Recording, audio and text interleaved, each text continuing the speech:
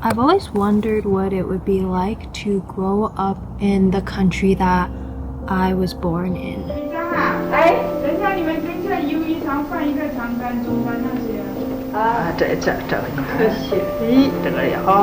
I wonder what it would be like to grow up surrounded by family.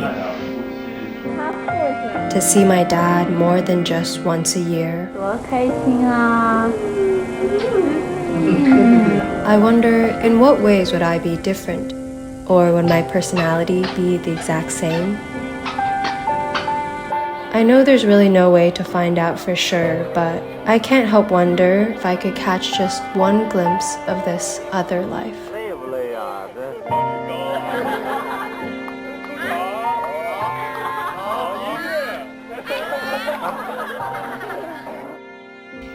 It's been 24 years since my mom and I have moved to Canada.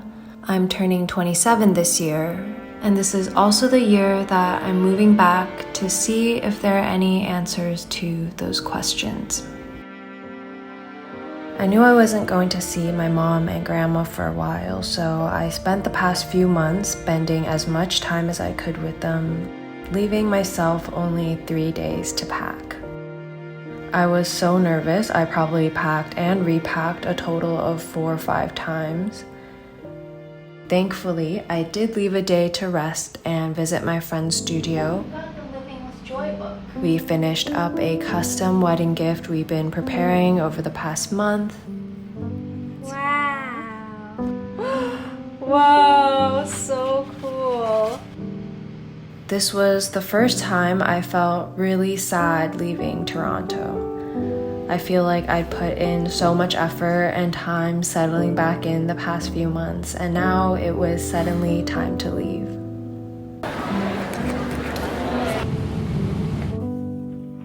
I felt at odds within myself upon arrival, immediately questioning my decision to come here. What am I going to do with my next several months? I don't know what they'll be like, but trying to keep an open mind, because when you're open to things, I feel like you are surprised, pleasantly surprised. It rained every single day the week that I arrived. Surprisingly, it gave me a sense of peace to rest and take it easy. I've always had fond childhood memories of my aunt and uncle. I felt right at home being around them, enough to just stand there and watch them cook. My aunt made so many yummy vegan dishes, some from even her home province, like 拔丝土豆. 反正不那么甜，咱们不需要太甜的话就。过年的话，我们一家3口也是会做6道菜或者8道菜。哇。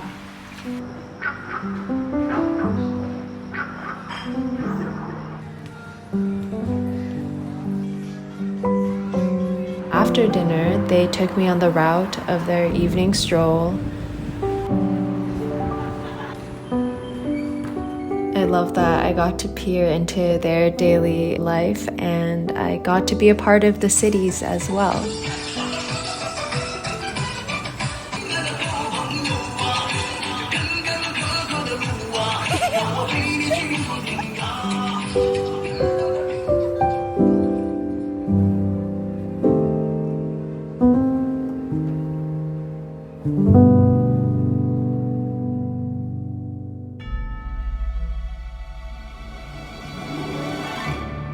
Before we continue on with the story, I need to take a minute to thank today's sponsor for helping us ease from work mode into summer's vacation mode.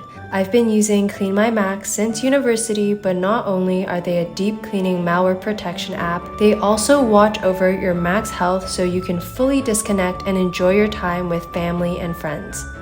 They have a beautifully designed menu app that gives you a dashboard overview of every aspect of your Mac's health, from the time left until your battery discharges to its temperature and overall condition, as well as finding which apps consume too much memory and how much more pressure your Mac can handle. I used to struggle with so many overheating issues. I never knew if my Mac was going to make it out alive, but now I can check the load and temperature of the processor, what's eating up my CPU, and I never have to deal with that ever again. So if you'd also like to bring yourself and your Mac to a more peaceful state, you can get a 7-day free trial with the link and 20% off with the code LEAHF.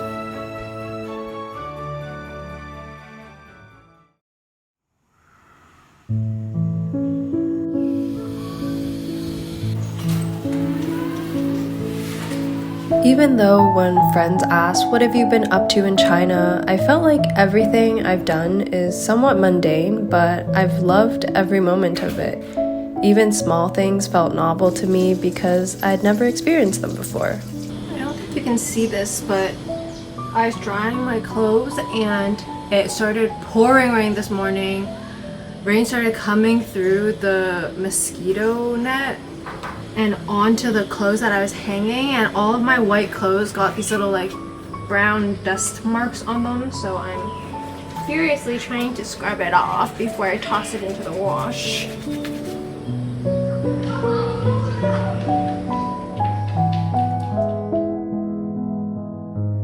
As each day passed, things fell into a more normal routine. I got my own SIM card, so I can finally start buying things through WeChat Pay. Funny enough, I think it is not knowing how to use these digital infrastructures that actually make me feel the most foreign. I turned 27 after the week I arrived.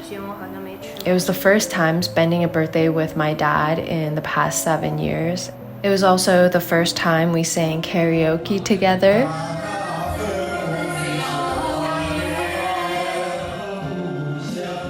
For someone who is high-key tone deaf, I learned this day that my dad seems to really enjoy singing. He's a big appreciator of music, especially Chinese opera, but one of his favorite singers is Deng Lijun, so of course we had to sing a bunch of Teresa Teng songs.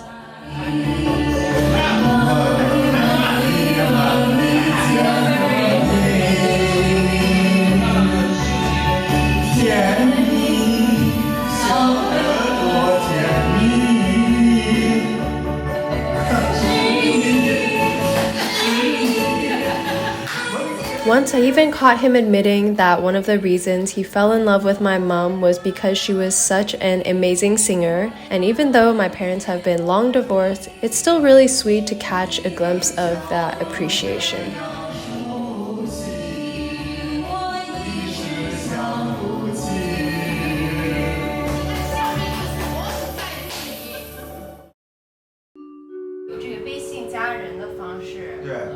My dad and his friend decided to open up a vegan traditional Chinese medicine hot pot restaurant in the suburban city that we're staying in, which is truly a very ambitious venture given that the majority of people in China are not particularly interested in veganism, especially in small cities.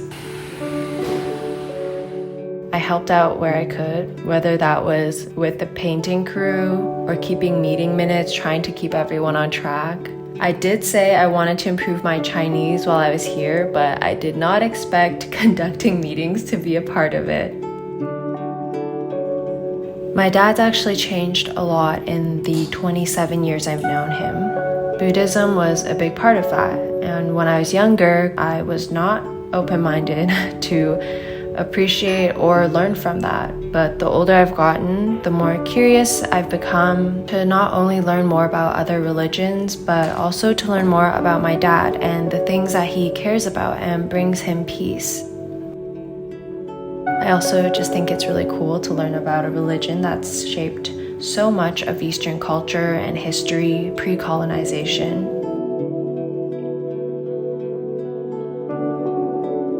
Even though my dad is an engineer by trade, his biggest passion is helping people through this healing lineage of traditional Chinese medicine. And it's also one of the main reasons why I wanted to come back. Just by being around him, I get to learn so much through our conversations and the people that he's helping. I've personally experienced so many burnouts the past several years. I feel like my energy has been very much depleted, and I want to learn more than anything how to realign and rebalance my own energy and health in a holistic manner. So hopefully one day I can also show others how to do the same. 这边可以去，我们还是还在忙。Living back in China also meant that I could be here for big milestones. I never got to go to my own graduation since it was canceled in 2020. Getting to live vicariously through this one was pretty exciting. Macau University's campus is so lush and peaceful. Although I didn't get to explore outside of the campus this time, I can't wait to go back one day to explore more of the city. Do your model walk. 蹬起叉起，蹬起叉起，蹬起叉起。You're graduated. 有什么感觉吗？还不错。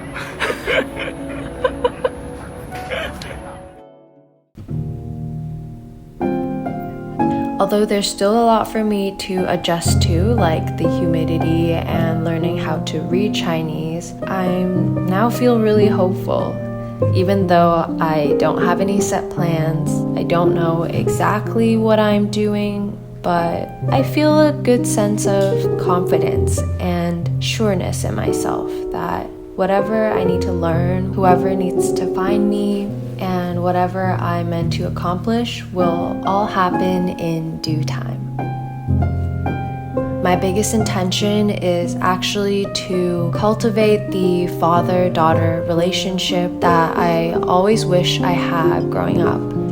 It's really easy to wish that things were different, but at the end of the day, the only person that we can change is ourselves. So I want to take as much accountability as I can in fostering the relationship that I desire, and I don't want to put any big expectations on it, but as long as I'm showing up and I'm making my best effort, I think there's not much that I'll regret. Our time on this planet with our parents, with our grandparents is limited, so I really don't want to miss out on any opportunities that I can take right now in this period of my life. Healing is a lifelong process. It never ends. It's just a journey that we're all on. So I want to enjoy it as best as I can and push through fears that I have of vulnerability to hopefully get to another side of compassion, empathy, and acceptance, which I think has already occurred to a greater extent that I could imagine in my first month in China. Thank you for listening to this little journal entry. I hope you have an amazing day and that you leave with a little more courage to take on whatever is facing you in this moment. Talk to you soon. I love you. Bye.